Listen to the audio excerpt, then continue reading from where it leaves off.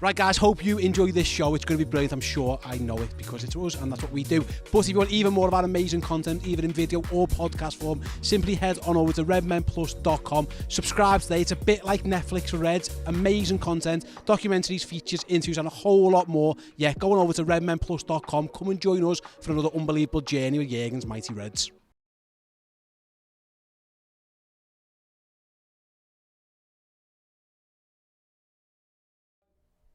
Hello everybody and welcome to the Redmen TV. My name is Dan Clubb and I'm here to talk about Liverpool reaching agreement with PSV Eindhoven to sign Cody Gakpo. Now if you're watching this on Twitter, make sure you click the link and head over to our YouTube to join me for the next 15-20 minutes as I talk all the details as Liverpool do sign a forward, would you believe it? Even ahead of January, this is the time to get deals done, it would seem, if you are Liverpool Football Club. So come and join me, get involved and give me your comments on Liverpool getting a deal done. So yeah, I'll get right into it. We are in that weird little bit before, after Christmas and before New Year's when no one really knows what to do with themselves, unless, of course, you are Liverpool Football Club and Julian Ward, it would seem. This is the time of year where Liverpool to decide to sign footballers, and in particular Dutch players.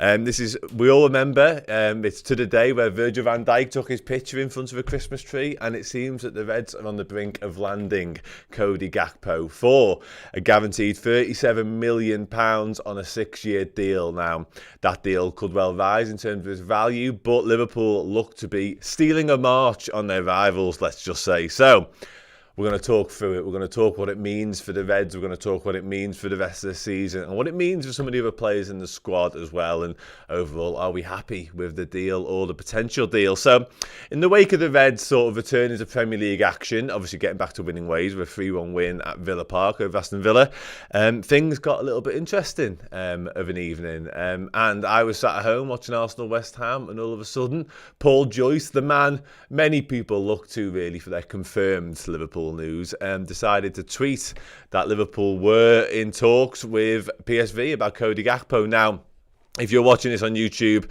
or you're one of our amazing Club Legend Discord members, do get involved and do tell me your thoughts on the signing, please, along the way. Help me out. But yeah, we're going to get into it. So Liverpool, 23-year-old Dutch international PSV forward. Other clubs had been keen, like I said, but it looks like Liverpool look to have won the day. We're going to see how things panned out. So Paul Joyce was the first to bring it up, like I said. So yesterday evening, 8:47, I'm on the couch. Liverpool want Cody Gakpo and discussions with PSV Eindhoven are advanced. As simple as that. Obviously more detail in his article, you would have thought. Took everyone by surprise, I think, really. I think a lot of people have been talking about Liverpool, what we could do potentially in the market and what we need to do probably more over. Actually, I'll come on to more detail into what it means a little bit later on. But I think people were kind of saying, we need a midfielder. Everyone kind of overlooked the forward. The midfield issue's been the concentration of people's minds, and rightly so. But Liverpool look to have dealt with a different area of the pitch first and foremost. Yeah, so we've got some early comments in the YouTube. I just come and I got a nice early one there from Eugene O. Let's all laugh at Man United. Yeah, I'll be coming on to that a little bit later as well, don't you worry. I spoke to some Manc friends of mine about them essentially welcoming Cody Gakpo to the club, I suppose, and they're not quite materialising the way they thought it might do. Just got some more comments. Yeah, Craig Beckley, so out of the blue. It was indeed. Yeah, I completely agree with you there. LFC Christmas gifts, Gakpo and United spank. Yeah, that's always nice too. And got another one I just spotted from Jet Diaf. Sorry if I butchered that surname. Gakpo looks promising and may be a business move opportunity. Perhaps, yeah, perhaps. I think we've seen that with Luis Diaz last season as well. It smacks a little bit of the Diaz deal in many senses because our rivals were interested. Obviously, it was Tottenham that time around. This time it was more Chelsea and United, it seems. But Liverpool have kind of jumped the gun and said, no, we are going to get this deal over the line. We're going to be the ones to do it. So, got a comment in the Discord as well from Scott T. I'll just bring up before I move on. So, a morning to me. Thank you very much. Morning to yourself. I hope you all had a good Christmas as well. I should have mentioned that a little earlier. I hope you all had a really nice Christmas, everyone. That is, so buzzing about the transfer. Only really seen him play in the World Cup and in the Europa League, but he looks like a very good player from the very small sample size. Yeah, I completely agree. I think a lot of people he came to a lot of people's attention really in that World Cup because he was outstanding. And that's an interesting point actually, as one I'll come on to in more detail once I've been through the timeline. But his role for Holland in that World Cup is a really interesting sort of reason as to why we might have signed him. The fact that he can play centrally, predominantly plays from the left for his club, but we'll come on to that in a little bit more detail later. So we've had the Paul Joyce tweet, of course. He was the first one to kind of say Liverpool are keen on Cody Gakpo. And then our friend Neil Jones came in shortly after with Liverpool are in for Cody Gakpo. Initial fee, 37 million, rising to 50 million potentially. And they hope to beat Manchester United to his signature. That little sweetener right at the end from our mate Neil. That little lovely little caveat that everyone's kind of enjoying very much so. And rightly so as well, of course. Yeah, it's an interesting deal. I think 37 million smacks of a little bit of a bargain, to be honest, if we're really going to sort of, deep it. I think when you're looking to sign sort of top-class forwards these days, you're really looking sort of upwards of the 50 mark. What exactly it means for us in terms of what else we can do in the market remains to be seen. What he means for us as a player is obviously another really interesting point on this one, but all will be revealed.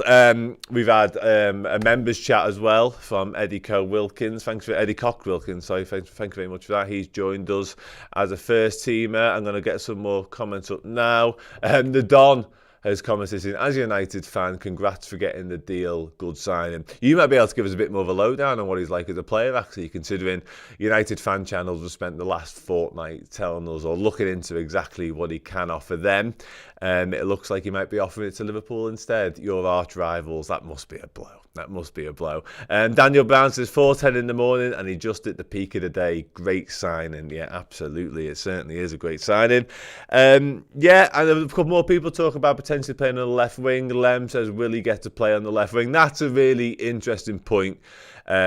Actually, because I think we've obviously got a lot of options on the left wing. Obviously, Diaz and Jota both out at the moment. Darwin Núñez has even spent some time playing on the left, plus Oxlade-Chamberlain and Carvalho as well, obviously more recently. So it's an interesting one. I'm not entirely sure how that's going to look just yet, but I will come on to that a little bit later in some more detail. And we do have a Redmen Reacts. I'll be joined by Ian Young too and Sam Walker on Redmen Plus a little bit later on, where we'll really get stuck into what the deal means. But for now, I'll move on to what happened next last night, basically. David Ornstein, the very reputable The Athletic writer David Ornstein, jumped on board.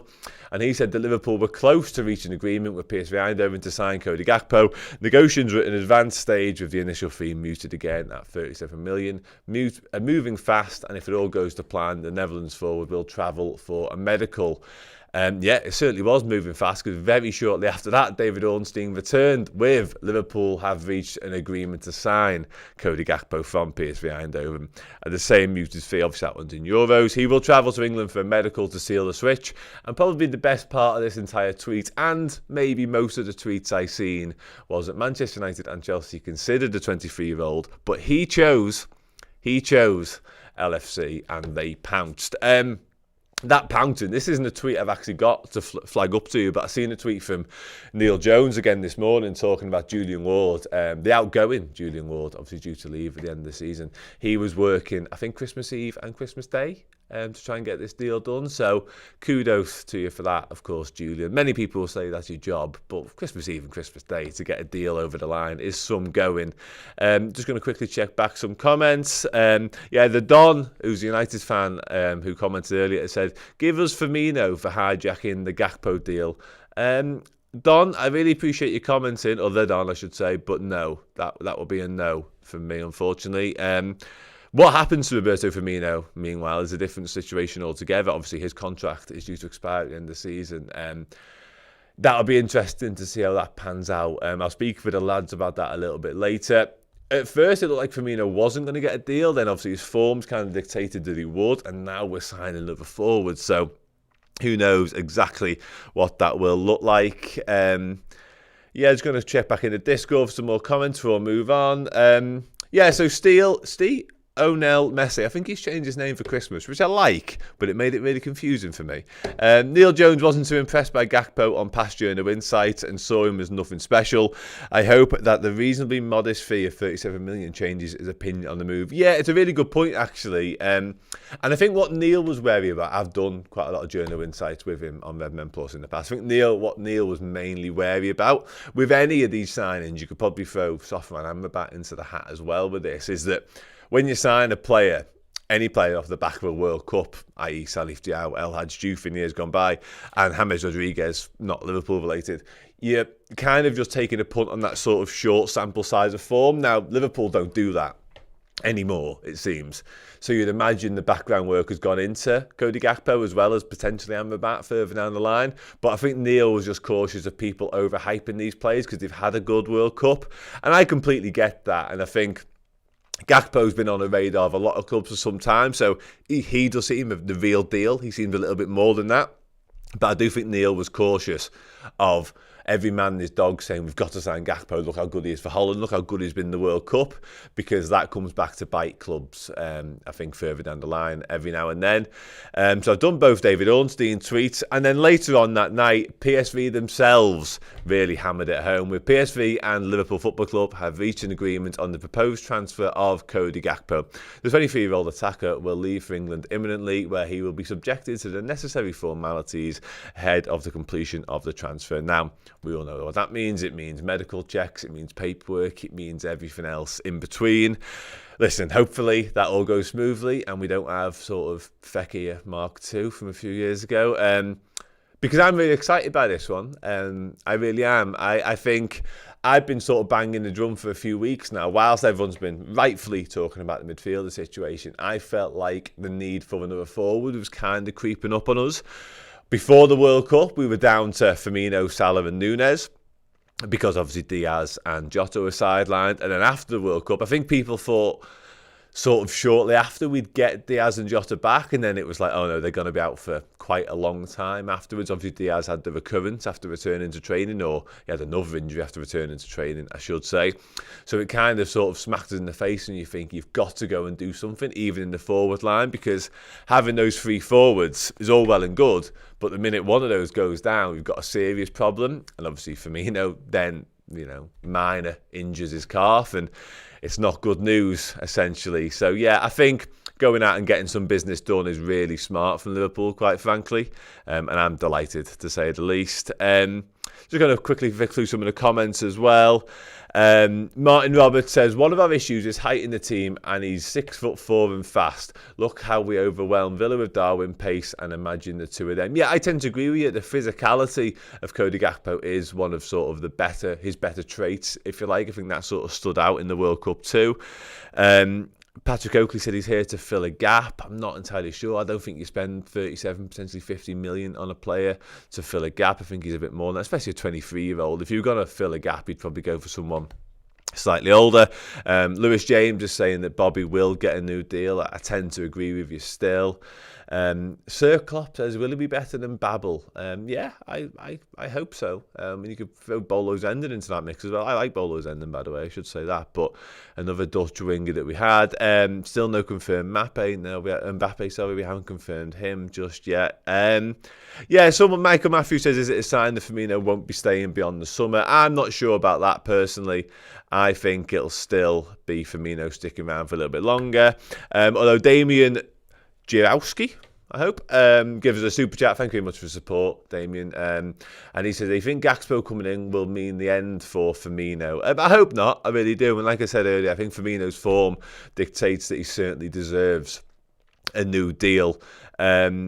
Over Heaven says, the Pep Linders reportedly said that Gakpo is the missing piece to our team in the summer, so I doubt he'd sign just to fill in. Yeah, I don't think Liverpool do fill in signings, certainly not permanent ones. Kabak, Ben Davis and Arthur Melo might have been sort of filling the gap signings, but obviously two of them were a loan deal, and one of them cost the best part of, I think, 2.5 million tops, was it? And then obviously moved on after that.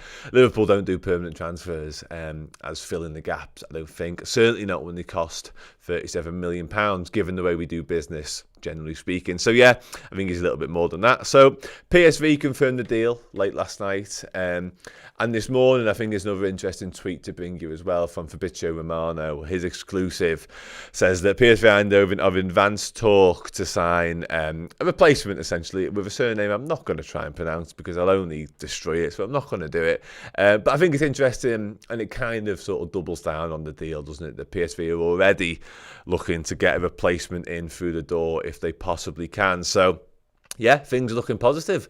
Cody Gakpo looks almost certain to be a Liverpool player. There's been no official announcement from Liverpool Football Club just yet. I think a few people are hoping that Gakpo does the old in front of the tree to sort of emulate his compatriot Virgil van Dijk, but that announcement could be imminent. The way this deal moved last night, it moved absolutely rapidly, quite frankly.